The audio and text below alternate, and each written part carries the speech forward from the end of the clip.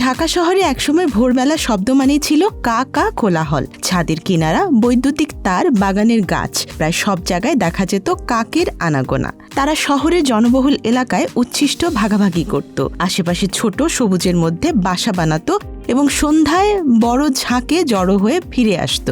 ঢাকার মানুষের জন্য কাক শুধু পাখি ছিল না, এটি ছিল দৈনন্দিন জীবনের এক অবিচ্ছিন্ন অংশ। কিন্তু ২০২৪ সালে স্কটল্যান্ড থেকে ফিরে এসে দেখা যায় সেই পরিচিত শব্দভূমি নিস্তব্ধ।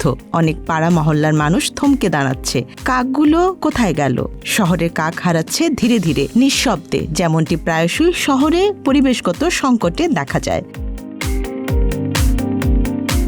বিশ্বজুড়ে কাকের প্রায় ৪০ থেকে ৪৭টি প্রজাতি রয়েছে, অ্যান্টার্কটিকা ও দক্ষিণ আমেরিকার কিছু অংশ বাদ দিয়ে। এরা শুধু বৈচিত্র্যময় নয়, অত্যন্ত বুদ্ধিমানও। হিমালয় থেকে প্রশান্ত মহাসাগরীয় দ্বীপ, উত্তর সাগরের তীর থেকে মধ্য আমেরিকার ঘন জঙ্গল, সবখানেই কাকের বিচরণ দেখা যায়। দক্ষিণ এশিয়ায় পাতি কাক এবং বড় ঠোঁটওয়ালা দাঁড় কাক শহরের বাস্তুসংস্থানকে মানিয়ে নিতে সক্ষম হয়েছে। তারা উচ্ছিষ্ট খেয়ে রাস্তার পাশের গাছে বাসা বানিয়ে জনবহুল এলাকার সুবিধা নিয়ে টিকে থাকে। ঢাকার কাকের সংখ্যার পতন নগরের জন্য গুরুত্বপূর্ণ সতর্কবার্তা বহন করে, কারণ তারা শহরে টিকে থাকা সাধারণ অভিযোজিত প্রজাতি। যদি এমন পাখিও হারাতে শুরু করে, তবে এটি নগর পরিবেশের গভীর পরিবর্তনের প্রতিফলন। এই পতনের পেছনে একক কোনো কারণ নেই, বরং একাধিক চাপ একসঙ্গে কাজ করছে। প্রথমত, আবাসস্থল হারানো। ঢাকা শহরের বহু বাড়িতে একসময় ছিল আঙিনা, পেছনের বাগানে আম, মেহগনি, রেইন ট্রি গাছের মধ্যে বাসা বানানো সহজ ছিল। এখন সড়ক সম্প্রসারণ, ফ্লাইওভার নির্মাণ, আবাসন প্রকল্প ও সৌন্দর্যায়ন প্রকল্পে গাছ কেটে ফেলা হচ্ছে। অনেক সময়ই কাকের বাসা বানানোর মৌসুমেই গাছ ছাঁটাই করা হয়, ফলে বাসা নষ্ট হয়ে যায়।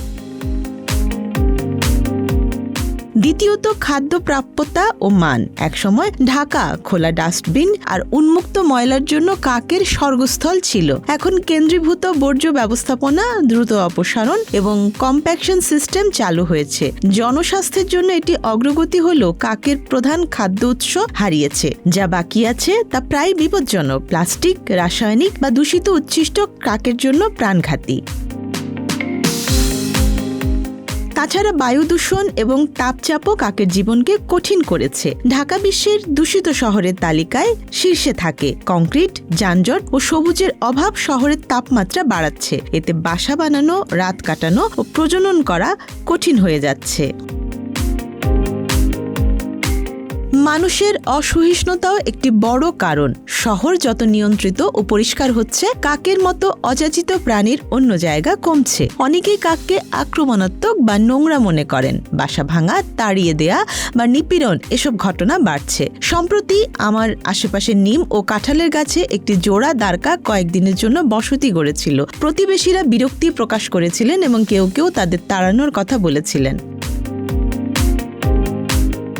পরিবেশগত দৃষ্টিকোণ থেকে কাক মৃত বা উচ্ছিষ্ট ভোগী হিসেবে গুরুত্বপূর্ণ। তারা জৈব বর্জ্য সরায়, মৃতদেহ অপসারণ করে এবং পুষ্টি পুনর্ব্যবহার চক্রে অবদান রাখে। সামাজিক দৃষ্টিতে তারা স্মৃতি, ভাষা এবং দৈনন্দিন জীবনের অংশ। ঢাকার কাকের অনুপস্থিতি শুধু পরিবেশগত ক্ষতি নয়, সাংস্কৃতিক ক্ষতিরও ইঙ্গিত দেয়। বয়োজ্যেষ্ঠরা স্মরণ করেন, সন্ধ্যায় হাজার হাজার কাক গাছে জড়ো হতো, আকাশ ভরে কোলাহল করত। রিকশা চালকরা বলেন, পথের ধারে উচ্ছিষ্ট দিলে কাকেরা ভিড় করত। ভবনের কেয়ারটেকাররা ছাদে জোড়ায় জোড়ায় কাকের বাসা বানানোর ঘটনা মনে রাখেন। যদিও এই তথ্য বৈজ্ঞানিক জরিপ নয়, তাৎপর্যপূর্ণ। সামাজিক স্মৃতি দেখায় মানুষ প্রাকৃতিক পরিবেশের পরিবর্তন অনুভব করে, যদিও তারা হয়তো পাখি গণনা করে না।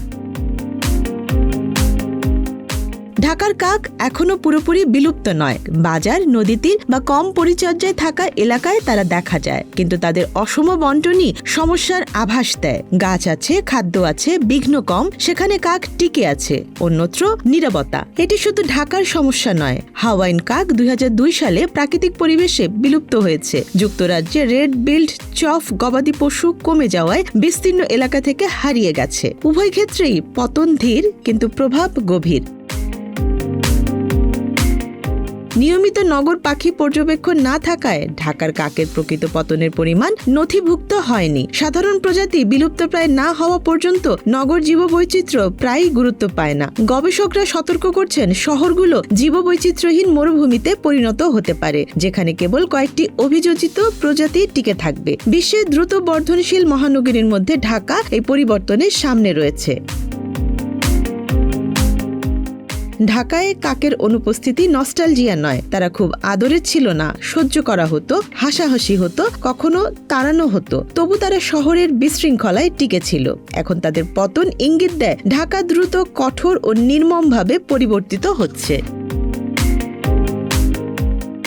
শহরকে প্রায় মাপা হয় তারা কি তৈরি করেছে, সড়ক, টাওয়ার, ফ্লাইওভার, কিন্তু বিচার হওয়া উচিত তারা কি হারিয়েছে তা দেখেও। ঢাকার কাকের অনুপস্থিতি একটি আত্মসমালোচনার আহ্বান। শহরের জৈবিক অ্যালার্ম, কাক যা ভোরবেলা নির্দিষ্ট করত তা স্তব্ধ হয়ে যাচ্ছে। আমরা কি তা উপলব্ধি করছি? Desk report, Dhaka express.